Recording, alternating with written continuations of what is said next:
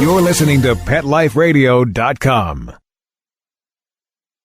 Is your pet stressed out? Does your pet need annual vaccines? Which pet is best for a child? Would you know if your dog was in pain? Pet Life Radio presents The Pet Doctor, where you'll learn everything about keeping your pet healthy and happy. From pet care, pet meds and grooming, to pet food, pet insurance, and dental care, this is the place to find out everything there is to know about pet wellness. Whether you have a dog, cat, reptile, or rabbit, you'll find answers for your pets straight from the vets, because it's your pet. Health matters. Please welcome your Pet Doctor host, veterinary media consultant and veterinarian, Dr. Bernadine Cruz. Bastet, half woman, half feline, the ancient Egyptian cat god. Cats have held a special place in our hearts and homes ever since. Though there are more cats in the United States than dogs, sadly, because they're experts at hiding their signs of illness, wellness exams for felines are much less common.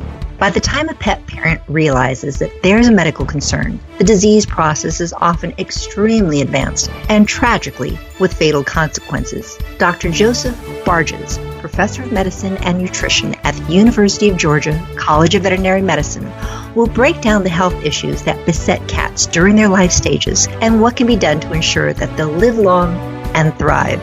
We'll be right back after this short break, so grab that kitty of yours, cuddle up, we'll be right back.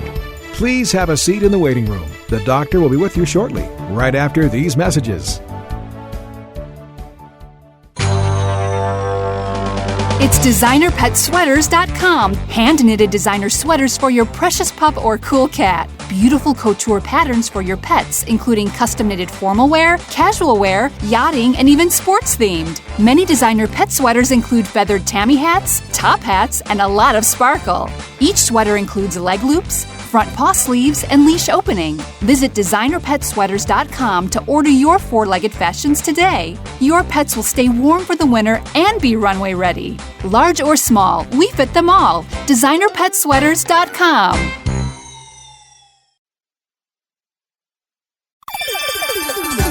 Let's talk pets on PetLifeRadio.com. Welcome back to the Pet Doctor on Pet Life Radio. The doctor is in, and we'll see you now. Dr. Bartges, thank you so much for being with us today. You are one of the founding fathers of veterinary medicine with regard to cats in the United States, so I'm very honored to have you on the show today. I appreciate the invitation to be on the show. How about we break it down into, number one, how would you describe the various life stages for a cat? So it would be kitten. So there are a couple ways. So from a nutritional standpoint, there's four. When you look at the Association of American Feed Control Officials, AFCO, nutrient profiles. And so what those guidelines are what's known that cats at the four different life stages require to have to be provided adequate nutrition. And the four life stages really can be grouped into two big ones. One is kittens and growth. A second is pregnancy, and the third is lactation. And those three are very similar in their nutrient requirements, and so they're kind of reproduction life stage. And then the fourth life stage is adults. And so I kind of look at it as reproductive life stage and adult life stages. But again, AFCO recognizes four. The problem is an adult cat is, a year and a half of age and can be up to 20 or 22, 24 years of age. And there are no guidelines for the nutritional requirements of a 2-year-old cat versus a 20-year-old cat, even though we know there are differences in humans. How about we break it down into maybe what most of us think of? So you have the kitten, then kind of that toddler, teenager, young adult, right. And then senior, and that pregnancy we'll put in there with adult. Would that work for you? The American Association of Feline Practitioners breaks it down into kittens and sort of puberty, and then young adult, middle-aged, and senior. But then you kind of get to those ones that are sort of like the 100 and 110-year-old people, where they're not just senior, they've sort of exceeded what most people normally do. Advanced geriatric. Cats that live, that advanced geriatric, sort of the golden years. And so you could probably break it down even further from that way. But, again, what we don't know are what are the specific nutrient requirements at those adult sub-life stages. How about we start with kittens? We all can kind of agree with that one. So here you have this little baby kitten. Yes, nutrition is important, but what are some of the other things? Let's talk about vaccines, for instance.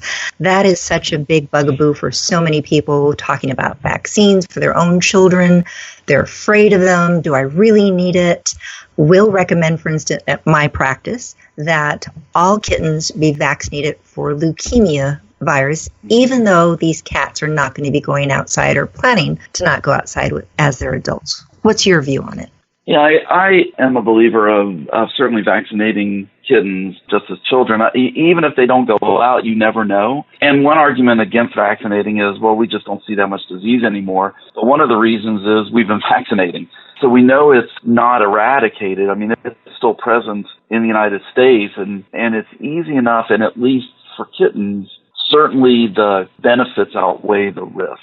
So there are times leukemia, respiratory diseases, and those common diseases are worth vaccinating against and protecting against. There are many times when I will have a kitten come in and they're going to be getting multiple vaccines at one time. And people get extremely concerned that they're going to become ill, over-vaccinated. They're going to have, like their human children, like fevers and malaise. It seems as though most cats do handle it well. From your standpoint, what do you feel of multiple vaccines at a time? Or I know some people say, well, I'll come back next week and get another vaccine. I don't want to do multiples at one time. Yeah, I don't know that there's good data one way or the other. Certainly there are some that react to it, and the convenience factor of giving them together. And, of course, they do that in children to some degree as well. If they tolerate it well, that's worth continuing. But if there are situations where you do it and there is a problem, then separating them certainly makes sense. Or if there's a situation as they become adults that we know we want to separate when the vaccinations occur relative to some other problem, like allergies or whatever, then that's certainly a reasonable approach.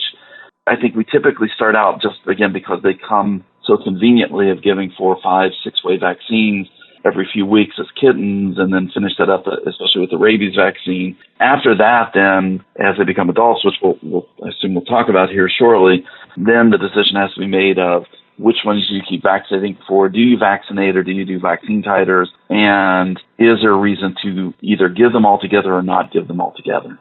You mentioned vaccine titers, and definitely that is an area where some breeders, some people going, especially online, will say, oh, Dr. Google says that you should only do titers because if that titer is high enough, my cat's protected. My feeling is that that titer might be high enough, but I cannot guarantee that it'll be protective. I'd love to know what you feel. I actually would say that, and with our own pets, we actually have been doing vaccine titers as adults. And it's based on a couple of things. When there's good data, especially out of the University of Wisconsin, about the titers. Now, the problem is who does the titers and what number you get. And so a lot of laboratories, if you do vaccine titers, you'll just get a greater than number. And it's typically a low number, like greater than 1 to 4 or something like that. The issue with that is you don't know if it's 1 to 4.5 or 1 to 40,000. When we do titers, and when I have done titers not only on patients but my own pets, I want an actual number because I would feel a whole lot better if the titer is 1 to 10,000 than 1 to 10. The second is when vaccine companies manufacture, produce, and evaluate vaccines,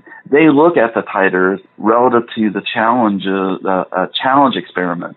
And so there actually are data to look at what is a titer that is protective. And then the third part of it is, and in talking to veterinarians, because we're sort of trained to think we have to vaccinate. I mean, when I was a student, it was every year. Now we know that many of the routine vaccines can be every 3 years. Even rabies in many places has gone to 3 years. There's data that is coming out that rabies vaccines could be protected for 5 to 7 years, although that's not licensed yet or approved by the government or by the FDA. But what's interesting is when I mentioned this in talk, and somebody mentions, as you did, well, I just don't know if there's a protective. What I usually ask them is, when was the last time you've been boosted for rabies? And I get my titers done, yes. Yeah, and you get your titers done. And so what we know from the studies done with rabies titers in people is above a certain titer, based on exposure, especially in high-risk areas like Africa, that there's a certain titer above which is protective. And again, that information is actually somewhat available. And the titers have been around since the 90s. And Cornell University of Wisconsin, a guy by the name of Schultz, they have a lot of data that show that, those titers can be protected. On the converse side, I'll also say that just because you have a titer doesn't mean you are totally protected, because it's not just how good of an immune response you have. It is what mode of infection of an agent are you exposed to, and is it a more virulent strain? That's why you get vaccinated for flu, but then there are different strains that occur, and you still end up getting the flu, even though you've been vaccinated. The vaccine is for the strains that are known to be present during that period of time. I think a lot of it depends on what your risk factors are. Absolutely. If the risk is low, then titers are certainly, I think, worth considering. If the risk is extremely high, then I think titering is okay. But if you're going to do a titer and it's kind of a marginal or slightly, I don't know how better descriptive terminology, good titer, then it may be worth vaccinating again. And the other part of that is if that titer is falling over the course of years and at some point it's going to sort of bottom out, you'll need to be reboosted, you might as well do it now while you have that memory response available to you. Mount maybe a better response. Well, I know that Mark, our producer right now, is listening in, and he has new kittens that he has been fostering, some little outdoor babies, a feral mama, and one of the concerns he has is neutering. So mama, we're not sure if she's pregnant again. He's going to be taking care of that. But the babies, there's been a lot of controversy back and forth with regard to dogs as to the best age with which to neuter them, the effect on protecting them against cancers. What's the newest philosophy on neutering cats? Do it early before they have their first heat cycle? What do you think? There's two questions in that one question. What is the philosophy and what's my opinion? Okay. And there's more opinion than actual fact, at least right now, especially with cats. You're right, there are data coming out in dogs with early, before a first heat, spay neuter may increase risk for certain types of cancer.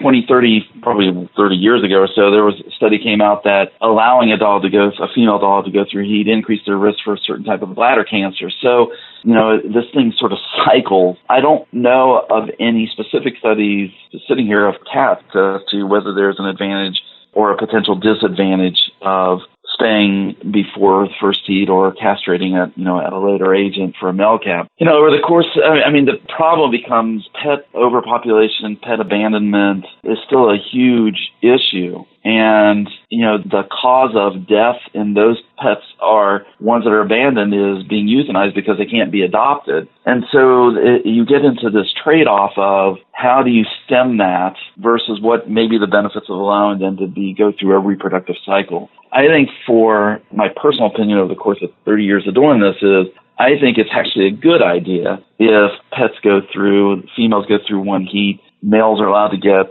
more reproductively. They're allowed to go through puberty, basically. But the real question is, does that, really change risk of disease down the road? And we don't really know that for sure at this point in time. If everybody adopts that, then what does that do for the number of animals that gets, end up in shelters and become feral and are abandoned and all of that? A lot of pros and cons. Right now I'm chatting with Dr. Joseph Bartges. He's professor of medicine and nutrition at the University of Georgia College of Veterinary Medicine. We'll be right back after a short break. Do want to talk about neutering and the effects on males. I know so many people heard about feline neurological syndrome. Does that have an effect? We'll be right back. Please have a seat in the waiting room. The doctor will be with you shortly, right after these messages.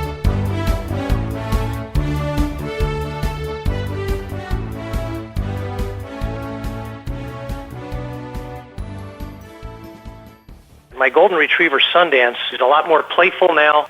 She has more pep and energy. Tons of energy. Happy the rescue dog is happy the healthy dog. Petey is having fun again. He's got a shiny coat and a good healthy weight. Molly's been having 4 scoops a day. She pushes her little bowl all the way across the room, emptying every last single crumb. She has slimmed down and gotten this puppy look. She's got life. She's got energy. We get asked all the time when we're at shows, How do you get your dog so healthy and shiny and glossy? DINOVITE.com. 859-428-1000. The omega-3 fatty acids. Flaxseed, zinc, alfalfa. The digestive enzymes that are cooked out of regular dog food. Dinovite is nutrition. Just feed your dog right. Do the Dinovite. 859-428-1000. 859-428-1000. Dinovite for life. DINOVITE.com. Hi, I'm Dana Humphrey, the founder of Whitegate PR. We have been specializing in PR and marketing in the pet industry for over 10 years. If you have a pet product or service you would like to promote, give us a call. We can help create awareness for your brand on TV, radio, magazines, newspapers, and blogs. Feel free to reach me directly at 619-414-9307 or learn more on our website at whitegatepr.com or follow us on Facebook. Let's talk pets. Let's talk pets On Pet Life Radio. Pet Life Radio. PetLifeRadio.com. Welcome back to the Pet Doctor on Pet Life Radio.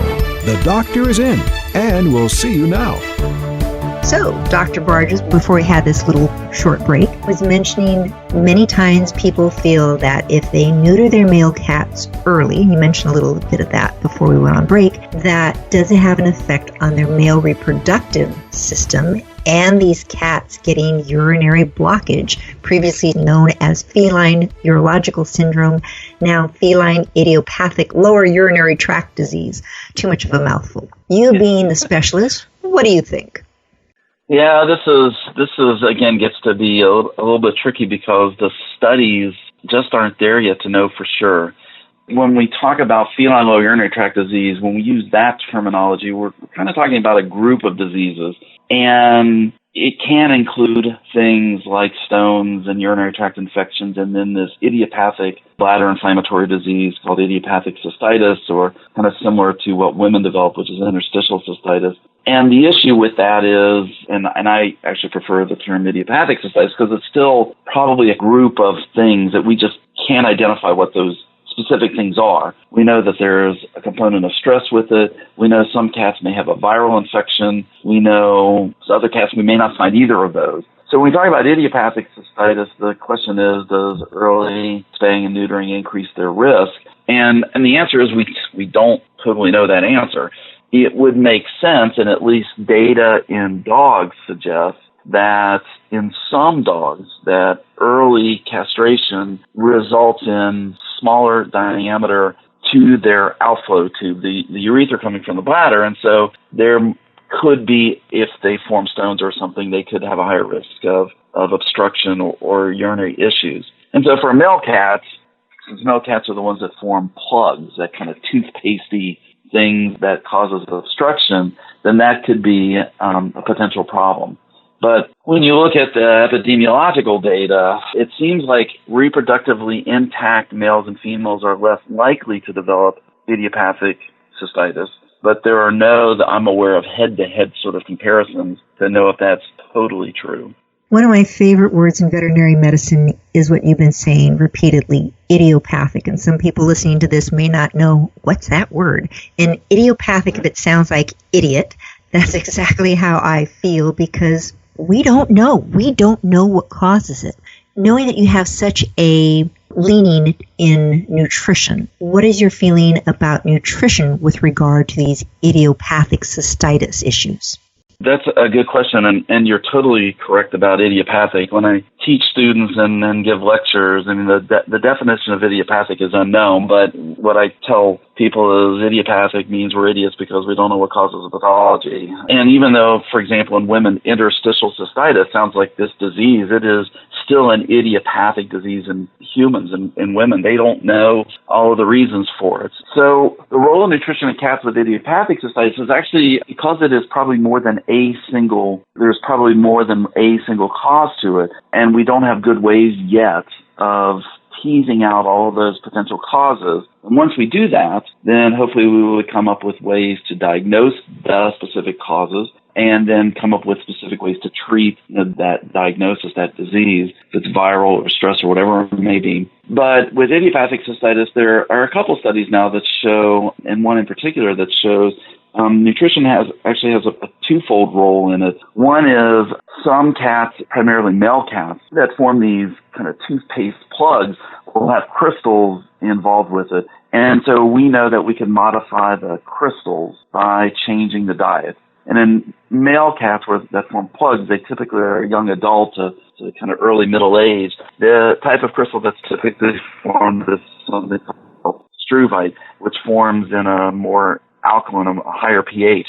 And it's composed of magnesium and ammonium and phosphorus. So we know feeding diets that modify that can be beneficial. The other thing that we have learned, at least in one control study, is that feeding a diet that is enriched with omega-3 fatty acids and antioxidants helps decrease the clinical signs in cats that don't form plugs or have crystals, but just have this painful bladder syndrome, that by feeding a diet like that, it does decrease the recurrence of those signs and those flare-ups. There's another study that suggests that feeding of a wet food may be more beneficial than a dry food. And the thought is it kind of helps the cat pee more often in a larger volume of more dilute urine, so it kind of flushes out the bladder and the lower urinary tract. So nutrition, at least right now, what we know is has some role in helping our patients that have this syndrome, this idiopathic group of diseases, by decreasing inflammation, by maybe keeping things dilute and getting them to the bladders more frequently.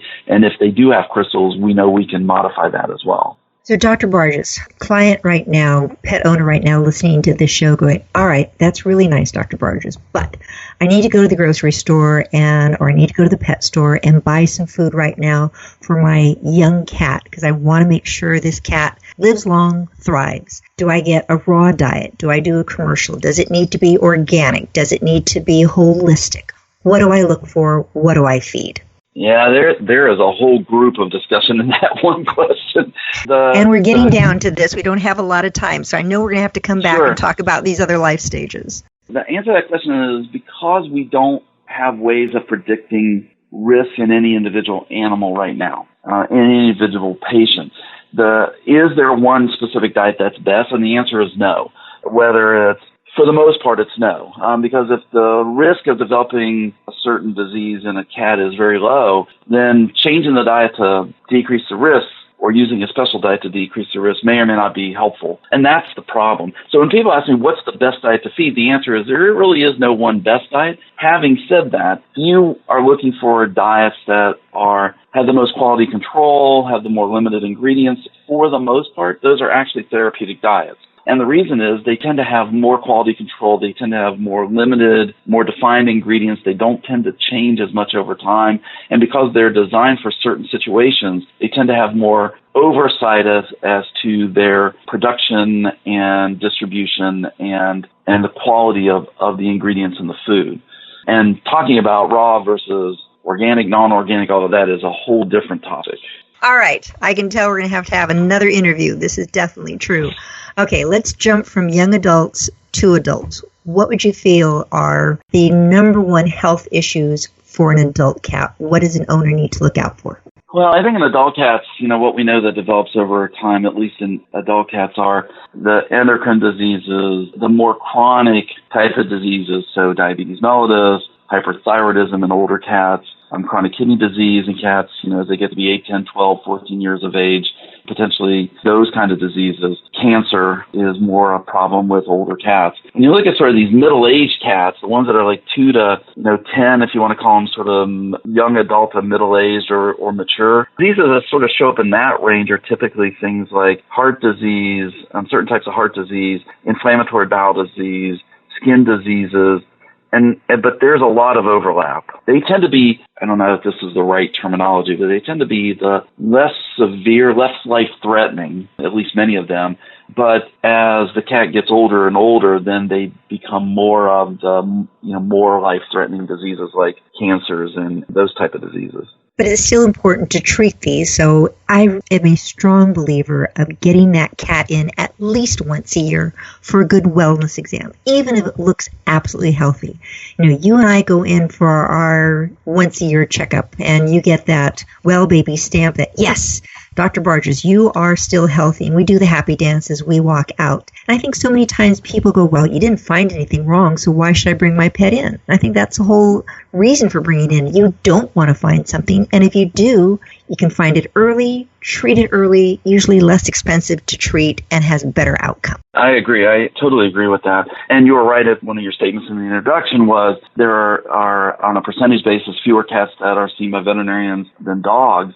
And in part, that's because oftentimes there's more than one cat. And then the second is many times they seem healthy and they're eating or they're, and so they just don't bring them in. And cats are very good at hiding issues. And taking them in once they develop issues is sort of past the, sometimes, not always, but sometimes it's past the point where you can have a good outcome and certainly oftentimes past the point where you can reverse it back to where they don't have that issue. And you're faced with the situation now of trying to keep them under control and letting them live a good quality of life with a disease process, whatever that may be, if it's diabetes or cancer or whatever. The other side of that, not to go too long, is I think annual exams are definitely a good idea. And with those annual exams, especially as they become mature animals, and just as in people, routine blood work, because you can pick up changes on blood work perhaps earlier than clinical signs develop. So are they starting to develop early renal disease? Do they have evidence of diabetes mellitus or hyperthyroidism? Those kind of things, as well as what you find on history and physical examination. And that early intervention not only provides you a means to intervene early, but hopefully, and the goal is to provide not only a longer quantity of life, but a better quality of life, because you're catching things